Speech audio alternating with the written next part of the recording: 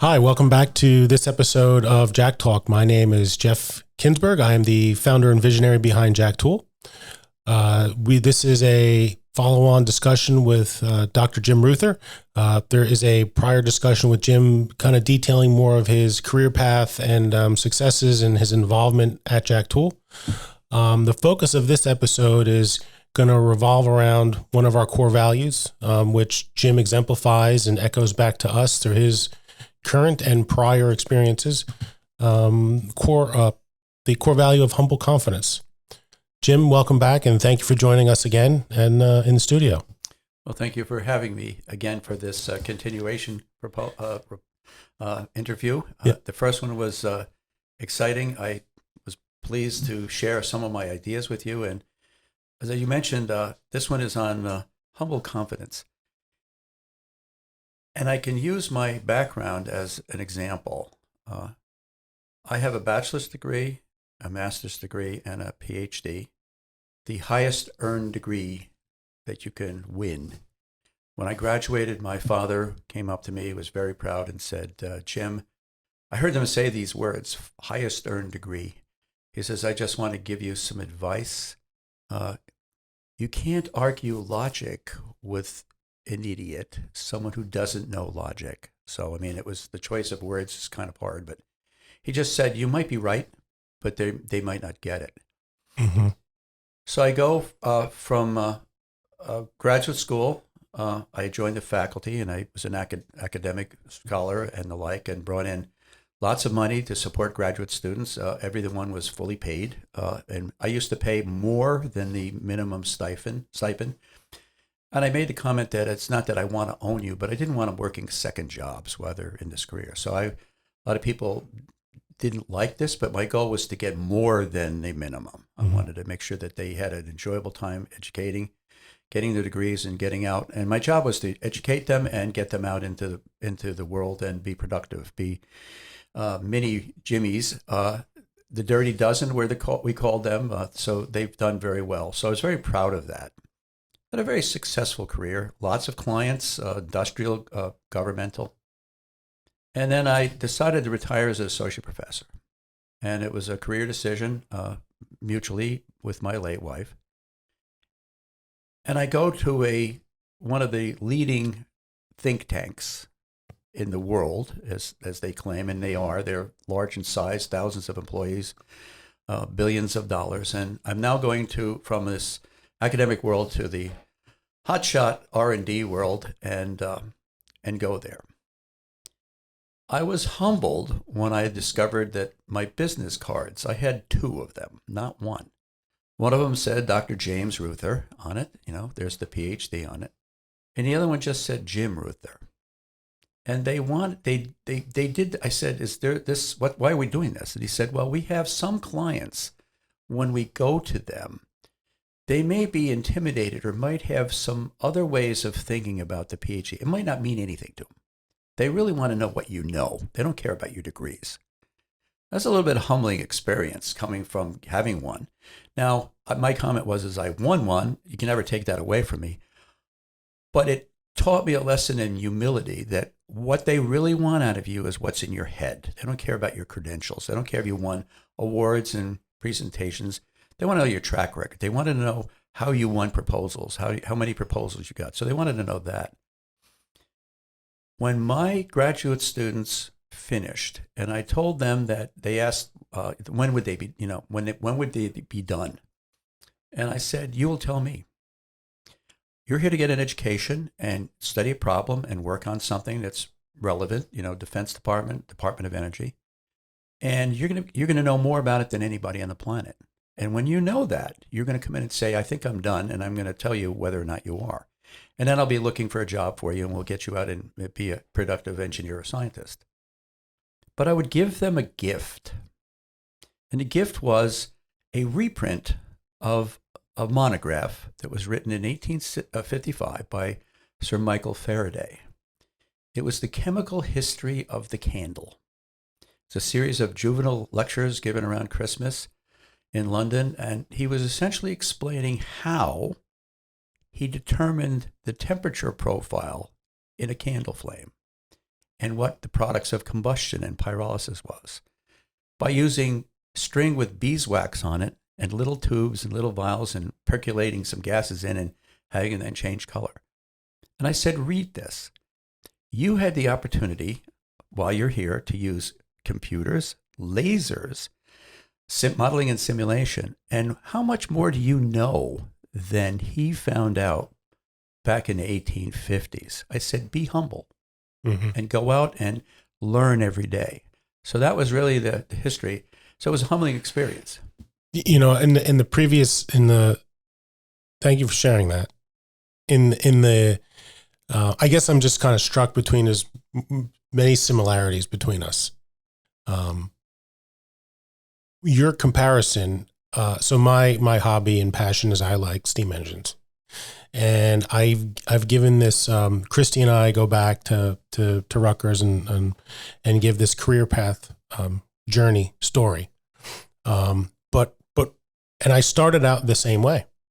So I have a picture of me in the engineer's seat of a National Historic ASME, American Society of Mechanical Engineers landmark for what was the pinnacle of steam engineering that was designed in 1941. And I get it, this is £1 million thing. So there's a picture of me in this, big thing.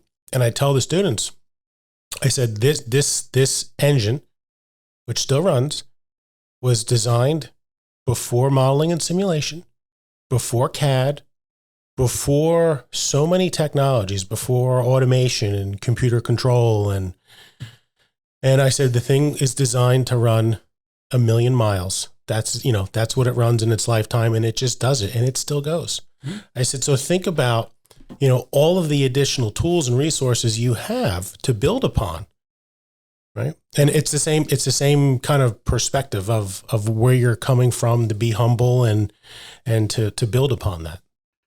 I also had the opportunity when I was at Penn State to hear 6 Nobel laureates come and give presentations. And we would listen to them and learn what they did. Linus Pauling was one. Of course, he wins 2, one for vitamin C and one for peace. And we had a distinguished faculty member. His name was Dr. Philip Leroy Walker, Jr. And he was Professor Emeritus, Distinguished Professor, Evan Pugh Professor, the highest honor that you had. But he always practiced humility. And one of the things he did in a PhD or a master's defense or a graduate student presentation, graduate student would get up and say, I did all this and I did that, and this is wonderful, and I advanced science and technology in certain ways. And he'd look at the student, he says, I only have a 2-word question. So what? And he did that routinely. And I watched him do that in the 2 years that I was there. And when I got up to do my defense before the College of Earth and Mineral Sciences, I had what I was going to present, and you had to present to the whole college, and then a short presentation of how wonderful you were and what you did. And then they would be the section, and finally we'd go to your defense panel. And so I gave my briefing, and at the end, I solved the mystery of the many-line spectrum. It was something that was preoccupying the world about what was emitting blue-green light when you mixed a couple of chemicals together.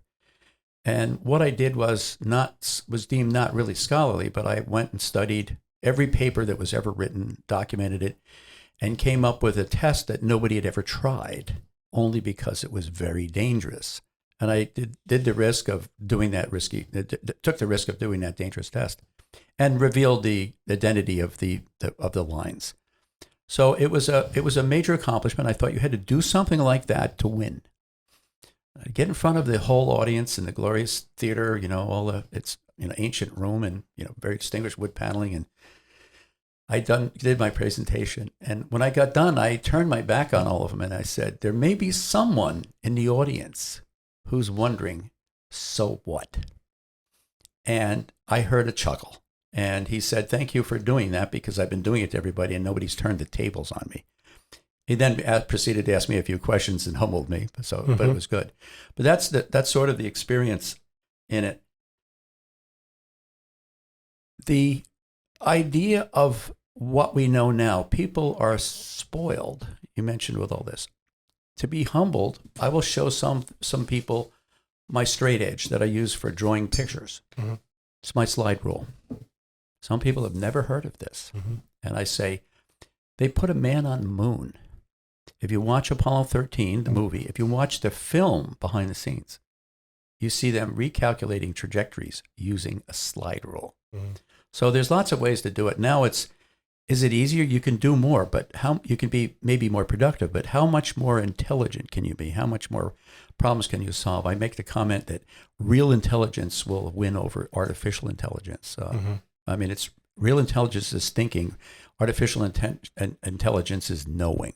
And there is a difference. And that what we're trying to do with problem solving is how to think. Mm-hmm. Right.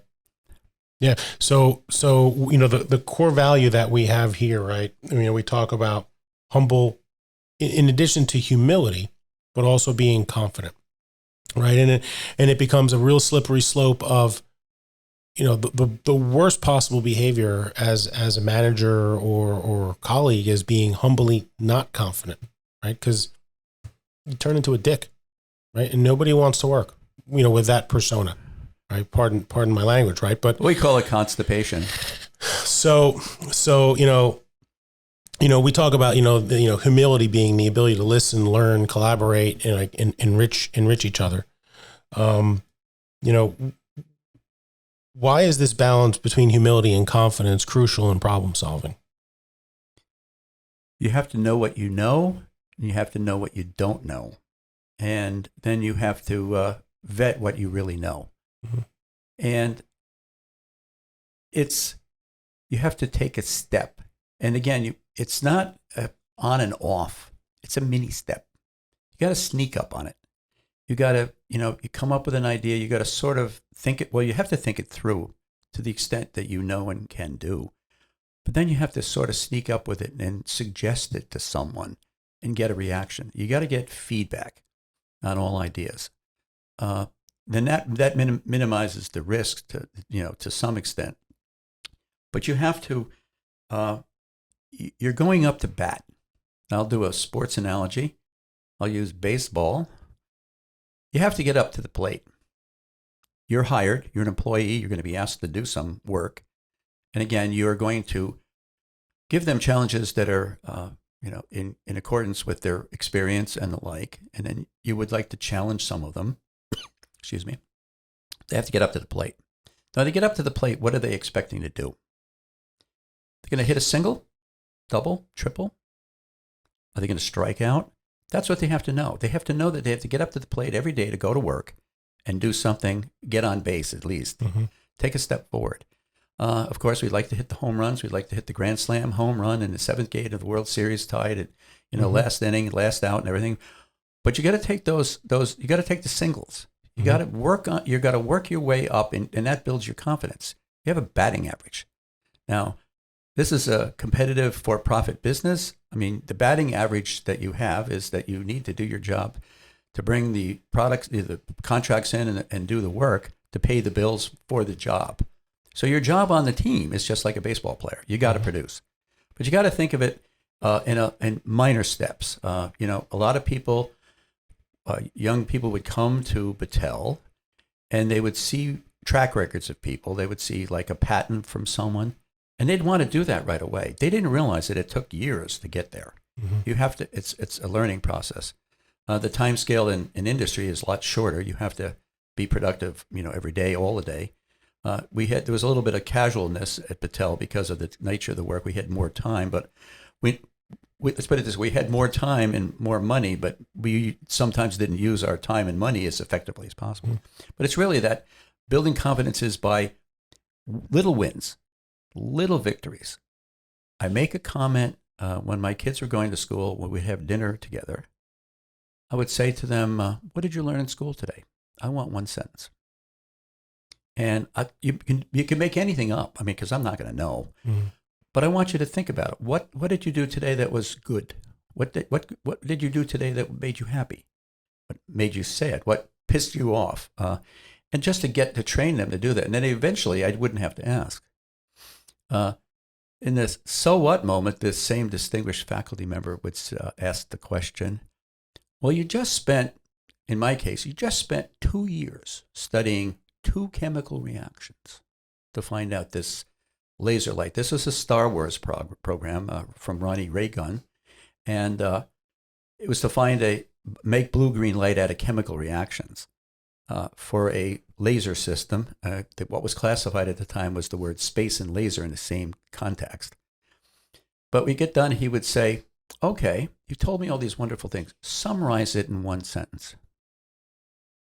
And so that the practices of asking those questions and doing it that way, it quantifies the measure of your day and your progress. And if you add them all up, and if you don't keep score at the end, all of a sudden you realize that you're building a career. You're building a career, and it's based on failures, strikeouts, and it's based on, it could be based on home run. But you got to keep working away, because the game is, this one lasts every day, 365, where it's 9 innings. But you got to produce. You got to step up to the plate and take a swing. Mm-hmm. Mm-hmm. So let's jump to the story of how your role, shaped the post 9/11 world. How do you maintain confidence and persevere for years, working towards a solution where that lives are on the line every day? Well, that's the key. Lives were on the line every day, and I lost several friends in the 9/11 towers. Mm-hmm. It was personal, and it changed our career. Again, I would switch from one group to another to the National Security Division in the Chemical, Biological, Radiological, Nuclear, and Explosives Weapons of Mass Destruction Defense Group, being the subject matter expert in E. The way I looked at it was the challenges were overwhelming, but there's motivation to find the bad people, to find out how they did this, what their plans were and the like. What resonated with me, and I used for my team, as I said, people always say something like, this project is like finding a needle in a haystack. And when I was teaching graduate courses at Penn State, I taught 6 different courses. And that's one of the best ways. That's the other thing I have to my advantage, is I had to teach the courses. You really learn when you do that. I was always afraid of someone asking a question that I couldn't answer, but I would defer. I would say, somebody else want to answer this in the class? Mm-hmm. And I would get the students interacting, and they were educating themselves. But when you say needle in a haystack, you can only say that if someone has actually found that needle in the haystack to say that. So we say it's 1 part per million, say it's a 1-ton haystack and a 1 gram needle, but that's the goal. So what if it's a needle in a haystack? That's the challenge. You just have to accept it. That's going to tell you that it's going to take time. And you just have to resign yourself to the fact that you're going to make slow progress. Again, it's the 9-inning game. Hopefully at the end of 9 innings, you have a winning score, but that's really the key. Now, there's a story here about IEDs and biometrics taking nearly a decade to achieve a solution. Well, first of all, they're devices meant to kill, victim-operated IEDs or vehicle-operated IEDs. What are they? So the first problem is to find them, because now we use ground-penetrating radar and different photographic techniques, doing a road clearance where you take pictures along the road and see if there's any bumps or things along the road. Mm-hmm. Find them. The next thing is to defeat them. And in the old days, a 50 cal or 2 in it, and you'd blow a hole in the ground, and now you'd have a hole in the ground, and it'd have to be fixed, and the Taliban would be sitting behind the rocks shooting at people trying to fix it. So it had to be a better way. So they would have force protection and the like. The next idea is what are the materials? So on the team that we had a device expert, and she had a photographic memory. And if you showed her something, if she walked into your engineering spaces here, she could probably tell you where you got a lot of your parts from. I mean, one of the things that she did was, well, these are elements. This remote trigger is the elements of a Sears garage opener. Mm-hmm. Who's got a Sears garage opener in Afghanistan? my contribution was explosives. There's different techniques that you can use to identify what the explosive is. Now, these are homemade, so they're going to be very, different varieties of things. And one of the procedures that I had is that if you looked at the soot, the char marks on a vehicle after an attack, and analyzed it under a scanning microscope slide, that it had a particular signature that would identify the parent explosive. And you could tell if you had a baseline or a database of explosives that you're looking for, you could make a fingerprint match with the explosive. And then you could do that if you pick isotopes. Materials around the world have specific isotope signatures, carbon, nitrogen, oxygen, sulfur. They're a fingerprint that's resident to where it came from. And if you get enough information in the database, you can identify where the explosives are coming from. So now the idea evolved into, we know the devices, we know how they're made, they have signatures, the way they're prepared. We know where the explosives may be coming from. That was not a good news to provide because they may be coming from allies. We'll not mention any of them by name, but they would be local. And then the third part is who's doing this? So we become master bomb makers, if you will. We know how they're made. We wanted to find out who was making it. And that's when we switched to biometrics. And we joked that it's CSI Afghanistan, but people weren't as good looking, and the lighting wasn't blue, and everybody was dressed well, and there's no odors, and there's no music. Mm-hmm. But we said, could we start doing a database using that? And one of the keys was fingerprints. Of course, there's no database for the people who may be doing this. When there was a killed in action or wounded in action, they would be printed, and then they had electronic devices to print them. So as the database built, we had fingerprints to be matched. It was only until the database caught up. So this is why it's years. Again, we would try to find a match, but we needed more information, and then eventually we make a match. We identify fingerprints on the tape that was wrapping the IED. Now, the next question is what is going to be done about this? And the answer is just to watch. It was attack the network to observe how they were doing this, to get deeper into the network. So the project I worked was Joint Task Force Paladin in Afghanistan. And that was the goal, is really to find the bomb makers. But it was long-term. Now, the isotope and the identification, that's like 5 or 6 years worth of work. The fingerprinting and then just getting the devices, and it just was a long time. And how long before you got a match? It was about 8 or 9 years, but it was mainly because of the database. You always say, what's the longest pole in the tent? Mm-hmm. I mean, we had the data, we know the components, we got parts of it, but we wanted to do the identity of the person. And the match was made on Christmas Day in 2010. And it was not one person; it was the whole family. It was all the males in the family, the fathers, the brothers, the uncles, and they essentially had an IED factory hidden in the mountains that you could walk past and not know there was an entrance to it. Mm. And the idea, in the older days, they would go to capture them and imprison them and try to prosecute them, but they said, no, let's just watch. So that's where they really tried to find those bad people. So it was slow but sure, and we knew that eventually, if we had enough prints and we had enough match and another database, that we would eventually make a match. So it was, people say that hope is not a plan, but we were hopeful that eventually we were going to make closure. So how does humble confidence manifest itself into teamwork? Especially when dealing with complex engineering challenges. I said this before in the earlier briefing, but it merits repetition. None of us is more educated, experienced, creative, intelligent, motivated than all of us. Mm-hmm.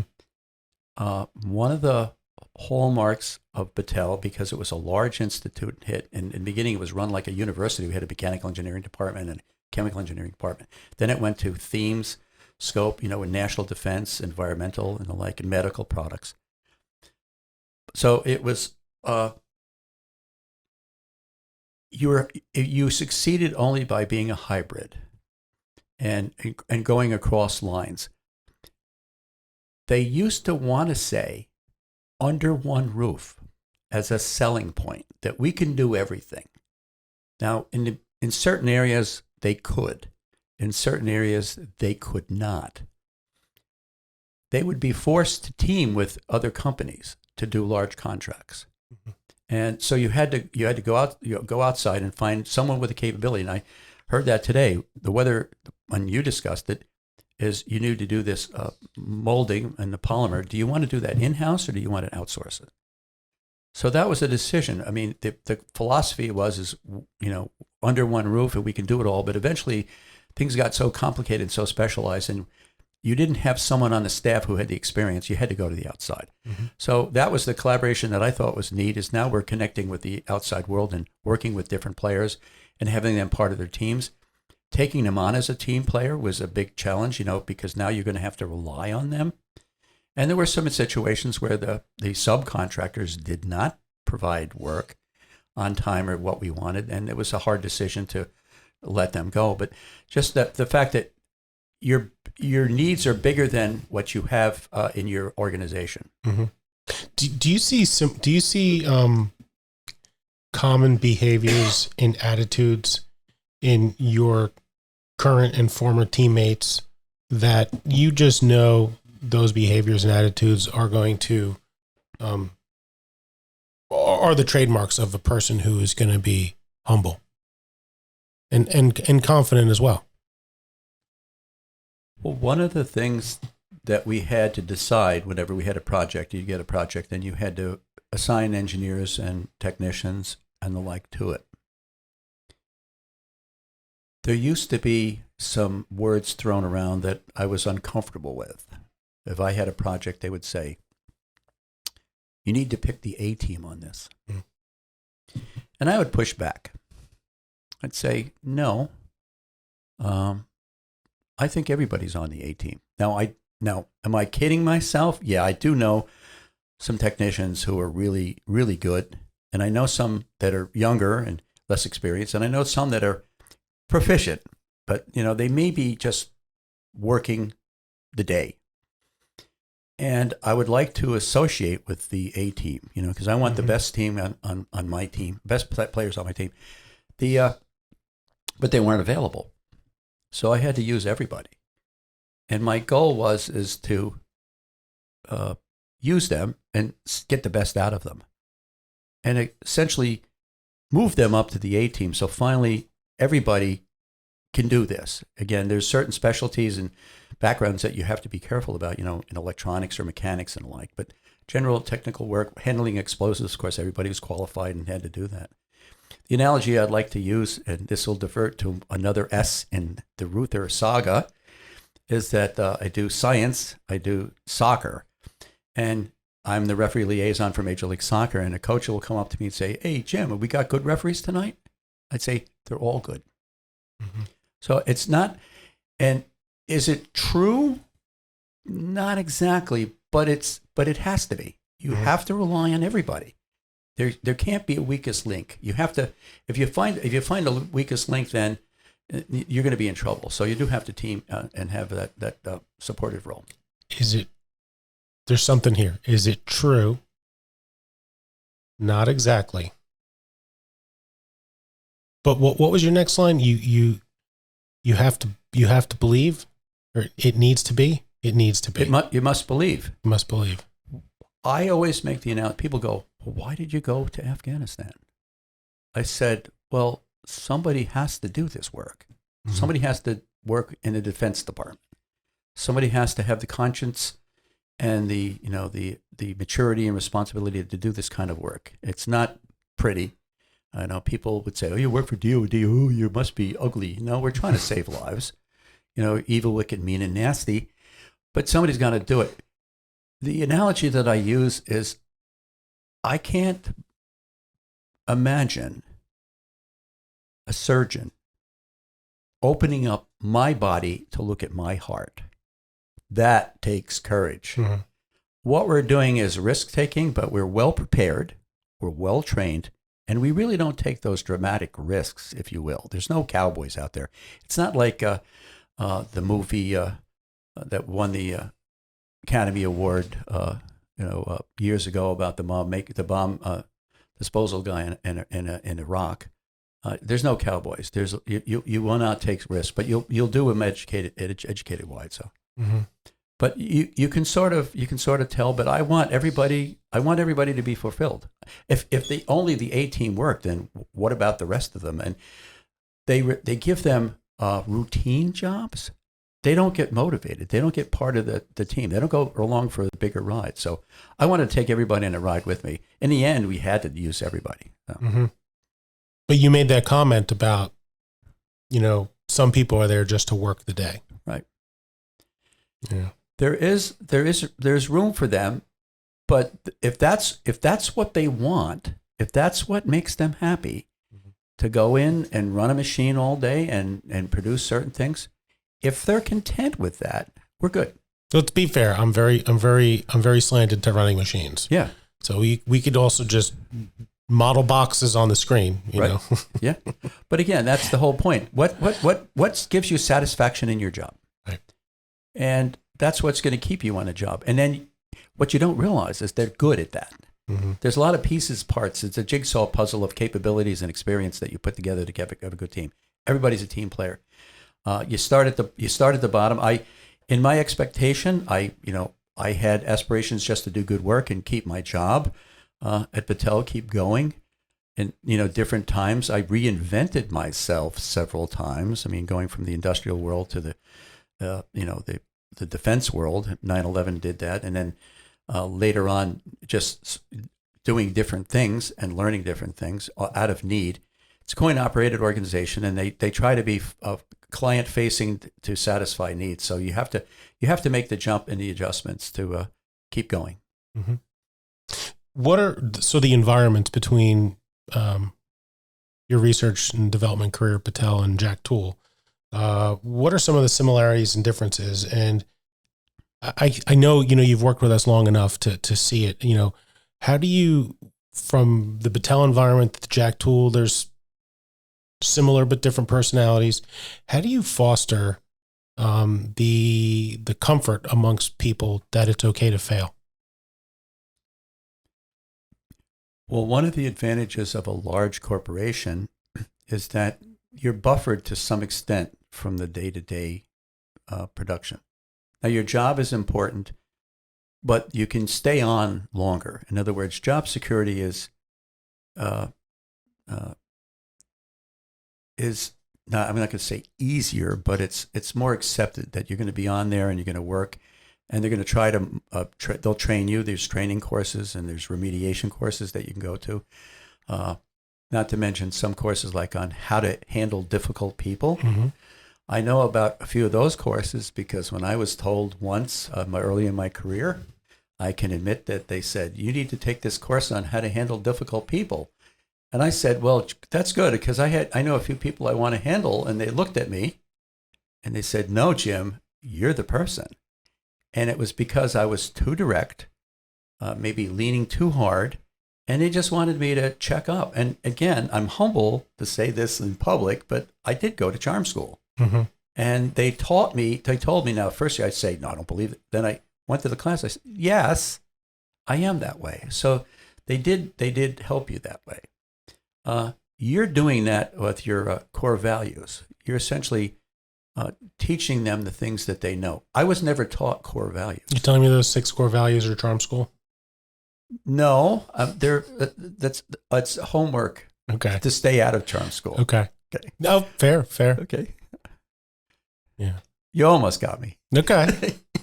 But that's the whole point. I mean, you're taking the time and the effort to do that. That's the appeal.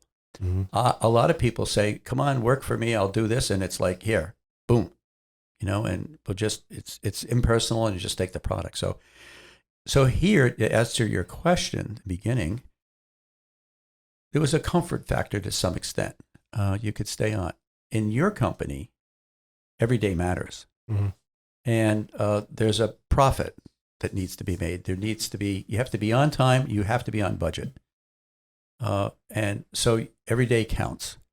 Now, did every day count? We ran our programs for profit. And that was one of the difference. Some are, we can do the nonprofit thing, but we put the pressure on ourselves, and we wanted to be on time, on budget, with a quality project. We made a joke, schedule, budget, or quality, pick two of the three, but we wanted to do all three. So the mental attitude that we had within. Now the new Battelle with the new CEO and company, they are more like that. They are more directed. And some of the Battelle, the culture was a little bit of culture shock. They were not used to that accountability and that responsibility, but it's the way it is. I mean, we had a new CEO and president who are from different, more hard-driving corporations, and there was some conflict. People didn't quite fit in or like it, but that's the way it is. Being accountable and responsible, it puts a weight on your shoulders. I think there are people who enjoy that weight because they can carry it, and I think that they wear that as a badge of honor. That's right. You have to find out how much weight they will carry. The expression is, if you have a difficult, urgent project, give it to someone who's very busy. And you say, wait a minute, I'm booked, but they say, no, we have an add-on, and you'd accommodate it.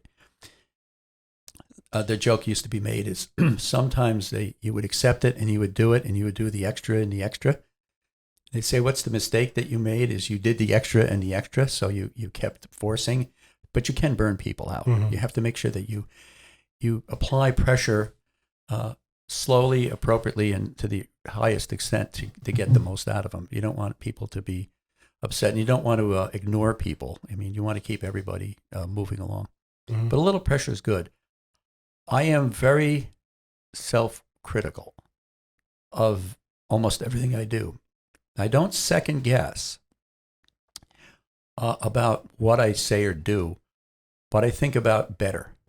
And there's a difference. There's a fine line there. I'm not going to say, I should have done this. I know already I should have done that. I should have done it in the first place. So I guess closing thought maybe for us to just kind of go back and forth on is, why is it crucial for the entire team or partner to hold this value, and how can the value and the team make a difference? So what happens when there's an outlier, I guess? Maybe start there. Thank you for that word, outlier. I was on the Joint Insensitive Munitions Technology Program, JIMTIP, and the Joint Enhanced Munitions Technology Program. Hired when I was at Battelle to be a industrial consultant, if you will, along with other major defense contractors. We were, of course, Battelle is independent, so we were sitting in a different seat than the other major corporations. And then when I retired, they asked me to be on the Independent Advisory Council, just representing me as a subject matter expert. And Mr. Anthony DeStasio was the champion of that. And I got to review all the government projects and comment on them.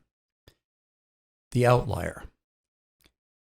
We had a principal investigator who had a project, and as we reviewed it, every time we would come up for his briefing, every 6 months, it would be almost no progress.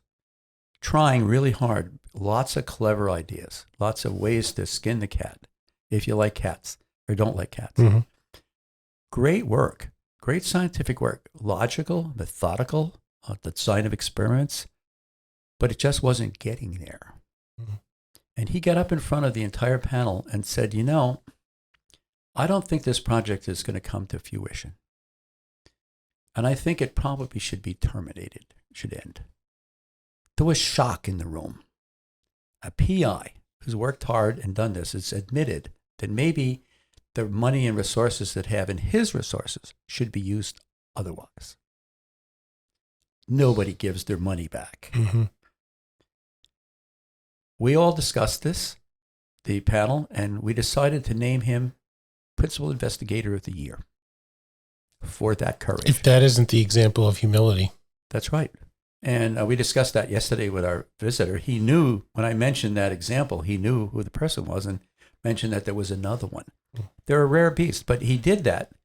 he's flourished. He's done great work. He's, different areas, but that humility is that he tried everything, and we were pretty sure that he did. And with that trust in him, and it was his idea, and then he got new projects, and he continues to do great work. But it was a roadblock. Sometimes you hit a roadblock, and they're going to happen. You got to be humble enough to say, "Yeah." Yeah, I think about doing the development hardware for a lot of research experiments that come out of the Army. Specifically on, well, I won't go into the program, but I've seen, we've been making test consumables for the Army for 20 years. And I know some of these test consumables are designed to be at a milestone or technical readiness level in a program, and it's designed to move forward. And I've seen some of these test consumables, which were meant to be a flash in the pan through a specific phase, last 10 years. And it's not because these test consumables have been used on different programs. It is the same program. And it's, let's part of this is there's a balance between, there's a balance between being like the inquisitive scientist, engineer, problem solver, and you keep turning the knob ever so slightly. Right. But I don't know, are these people that I'm thinking about that, maybe to me, the tech data looks very similar or the same. I'm being kind. The tech data is the same. Mm-hmm. So is it something is occurring behind the scenes, or is the program development stuck?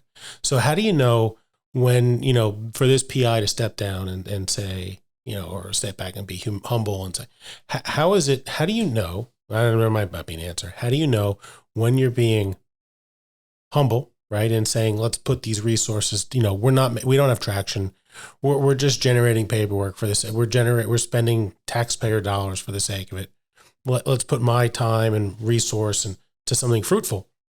But how do you know when that's do you have any gut feeling when that's the right path versus I'm so close to the edge of making a difference and all these 10 years are going to go, and then there's the answer. Wow, there were multiple questions in that. Sorry. Nope, no problem. Let me see how I can unpack that one. How do you know when there's an analogy involving a toilet? How do you know when to go or leave? Wow. The answer to that is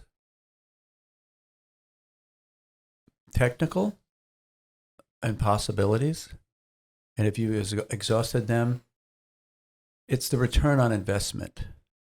And that's really what was the call is how much more money do we spend on this to make an incremental improvement? This was discussed, in some of the meetings about this, is we can do things and how good do they have to be, and how much better do we have to be? What's good enough? There's what's good enough, and then there's what's perfect. I was told once that you never should strive to perfection, but I'm going to try pretty damn hard to get there.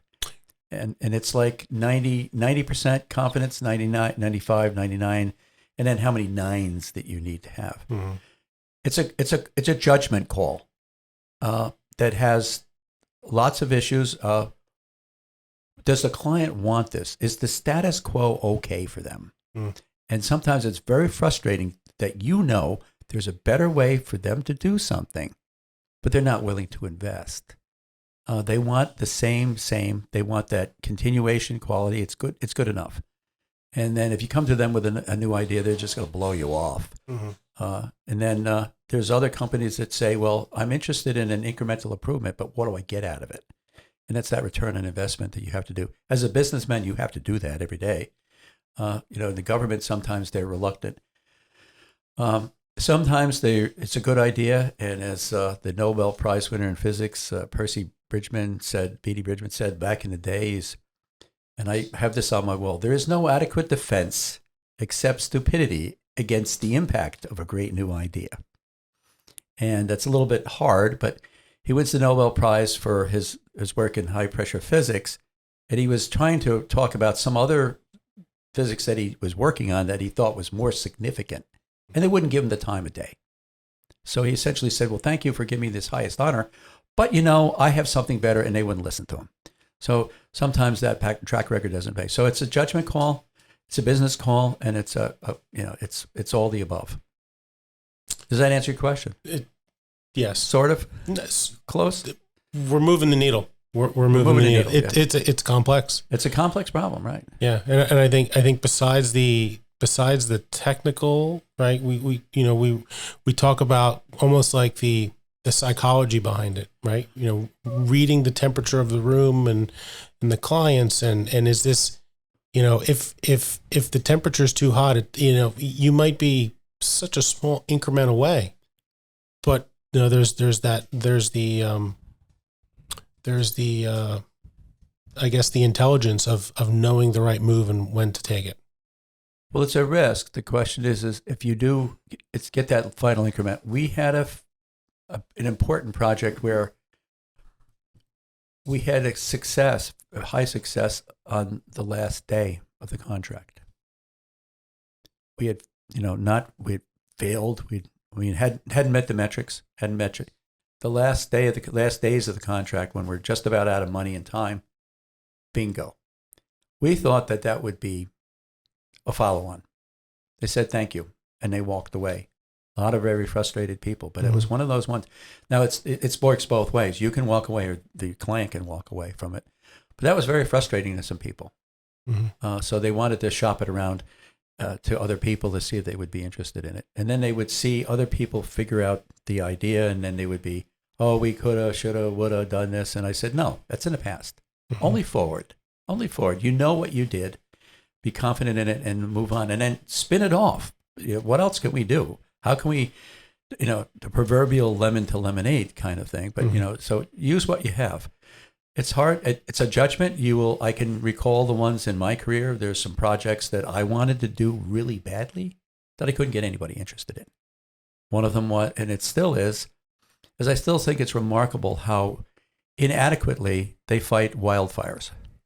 That there's got to be a better way. There's got to be better technologies that you can use to do that. And again, I can say that out loud, and then I can come up with a few ideas. The ideas of detonating explosives over them, like you do on oil rig blowouts and fires. I mean, that's not, there's some pushback for some people, like the residents in the neighborhood. Mm-hmm.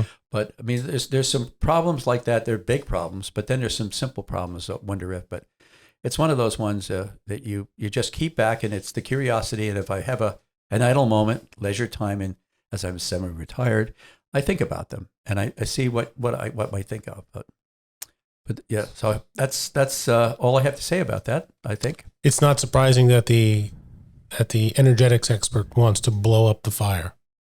Right, start out of oxygen, blow it out. Right, nothing. Oh, and they look at me and I say, non-nuclear. Thank you.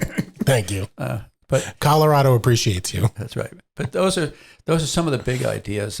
But it's, to me, the challenges are the littlest of problems. One of the experiences I had and I'm going to use this, is yesterday's technical briefing. And I'll say this sarcastically. I have this sarcastic gene in me because I was born in New Jersey. So they tell me. But it was the lowly O-ring. And he gave a presentation. I forget his name. Was it Tom? Tom. He was okay. And it was about the O-ring and how to design them and how to pick them, how to emplace them, how to make sure they work. And if you look at the places that they're used everywhere. There's a lot of different applications, and you have to be careful, and you have to get that part right. It's the minor link in the chain.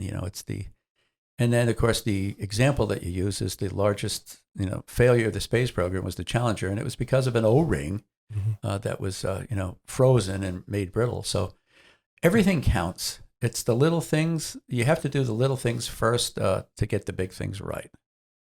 I'm not sure familiar with the graduation speech from the commander of the Special Forces who wrote the book Make Your Bed, that the first thing you want to do in the day is to make a bed because you've done your first tasks. So I mean, that's the kind of philosophy. You've got to get everything right.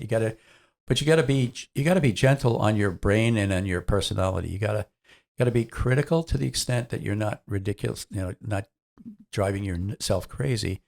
And then you have to have support groups that are going along with the ride to you to give advice occasionally and give you upbeat things to keep you positive. So that's all about the culture. It's it's supporting everybody. It's communications. You mentioned it. A couple-minute conversation solves a problem, and that shows you how little sometimes it takes to get on the same page and to move forward. Jim, this has been my pleasure. It's been a lot of fun. Thank you very much for the opportunity. It's been my pleasure. As I said, I'm amazingly humble and appreciative of being able to say the things I've said, the thoughts I've shared. Again, I don't have all the right answers. I have answers, hopefully. And the goal for this is to pay it forward. Mm-hmm. It's next generation thinking. Mm-hmm.